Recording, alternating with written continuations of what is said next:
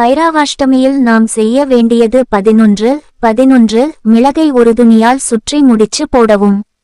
இதுபோல 11 பொட்டலம் நல்ல எண்ணெயில் ஊற வைத்து பைரவரை 11 முறை சுற்றி ஒரு சுற்றுக்கு ஒரு மிளகு முடிச்சை எண்ணெயில் போட்டு பிரார்த்தனை செய்யவும்.